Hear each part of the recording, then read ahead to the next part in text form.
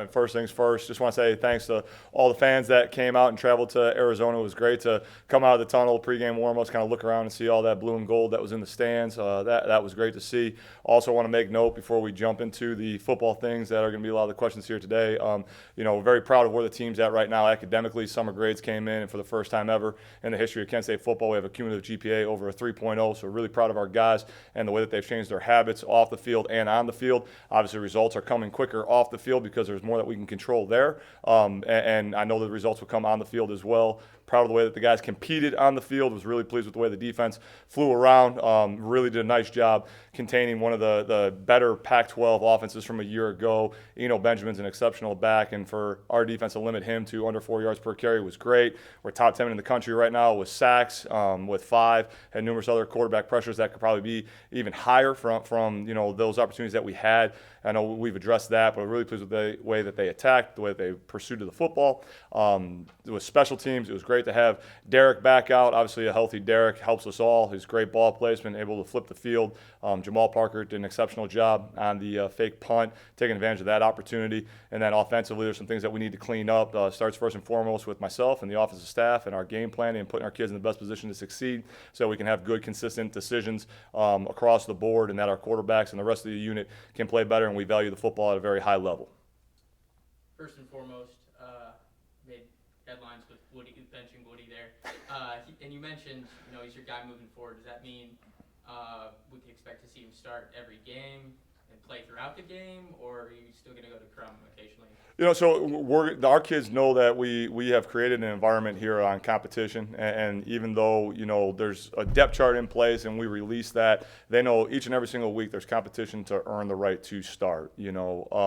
We came out and we need to be more consistent across the board. Obviously, there was some inconsistency to start there, and I thought a change was warranted. A big part of that decision also was the way that Crum has evolved and improved from the time that we've gotten here, and he had earned the right through the way that he's gone through all the 4 phases leading up to the season, and with the way that he performed in spring ball and in fall camp, he had earned the right to play. So we knew going into it, both those kids knew going into it, that they were both going to play meaningful snaps in the first half. And with the way that we were pretty stagnant offensively in the first quarter, Crum got the opportunity, and did some really good things. Was pleased going back and looking at the tape, kind of his efficiency with things. But obviously it needs to result in points, which we didn't get. So it went back to Woody. He got some points. But again, it wasn't as clean, and you can't really kind of just go off of the results at the end of the day. I'm more of a process-oriented guy, and how we get to more consistent results through the process of doing things the right way. So both those kids know that things, like always, are open to be,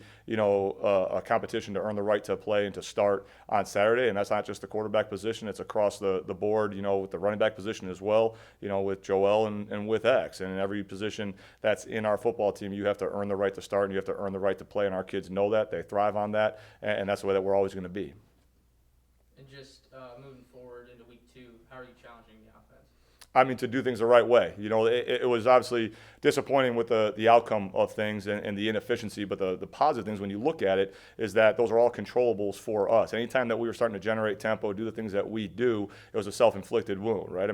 We have a great third down run. O-line does a great job. Joel Shaw creases it for a 12, 15-yard gain, breaks free into the secondary and puts the ball on the deck. So all the momentum that we generate there, right, is given right back. We come back and it's 10-0 in the middle of the second quarter, and we have the wheel route to X up our sidelines, and that's going to be a huge play if we just play catch, which X has done thousands of times. We've repped that concept hundreds of thousands of times since we put it in, and we're going to go back to it, and we're going to run that again with X, and I think it's clear to see his skill set and what he's capable of doing, that we have confidence in him to play catch and to do that, and we get his speed and space, it's going to be dangerous, so it's not anything unique. There's no magical sauce. I'm a firm believer that work works, so we got to go back and we got to put in good quality work, prepare the right way for a very good opponent that's coming in here and a top 10 FCS team in Kennesaw State, but we need to control our controllables offensively. We need to control our controllables defensively, and same thing with special teams, so that we can operate at the way in which we're capable to operate.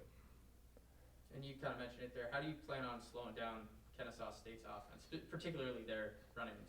Yeah, I mean, anytime that you have close to 500 yards rushing, regardless of who it's against, that's pretty special. And that's what they do. That's who they are. That's their identity. And they do an exceptional job with it. So we have to do a great job being assignment sound. That's one thing that you're always going to hear when teams are preparing for triple option teams. But that's our defense week in and week out. We had to be assignment sound against Arizona State as well. And now just the assignments change a little bit because of the uniqueness of their attack. They do a very good job with it. We have to do a great job defeating their cut blocks because they're one of the best cutting teams that I've seen, and they do it the right way. They're really well coached. They have great attention to detail, and they stress you out in a lot of different ways that are pretty non-traditional from what you see from kind of where modern college football offenses are at right now. But with their new quarterback, he runs their offense very, very well. He throws the football very well as well. So you got to be discipline with your eyes, discipline with your keys, and do your 1/11th. And again, those are things that we stress week in and week out. Now we just need to apply that to the nuances that is the Kennesaw State offense. Can we expect to see any of the players who didn't play last game, the injured players, week 2? We got to see where that goes throughout the course of the week here, and how they progress and everything. Having the extra few days to recover and to repair, obviously helps. But we got to see how they continue to progress. Cool. These questions are coming from Brett McMurphy with Stadium for his coaches show coming up. If you had to pick one FBS coach to prepare, that's the hardest to prepare for, who would that be? Everyone that we see week in and week out. I mean, there's guys in this league. I mean, obviously with what Herm Edwards and his staff did last week, and this Kennesaw State staff right now, I mean, they're doing a phenomenal job. And I mean, you get a few minutes to relax, and you turn on the Oregon and Auburn game, and Gus Malzahn and his crew are doing a good job. So, I mean, this week I know he's not FBS, but this FCS crew that we have coming in here right now, they're very, very talented. If you had to pick one coach to have a beer with after a game, who would it be? Mike Leach. Other than Dick Stadium, toughest atmosphere to prepare for? It's going to be a little bit of a homer response because next to Dick Stadium, the one that I know most that we're going to go back to here in the future would be Wisconsin. Okay. And if you had a son or a close family member, which FBS coach would you want them to play for, other than yourself? I don't know if I want Roy to play for me. Who would I want? Coach Babers. All right. We're good. Cool. Awesome. Done and done. Love that.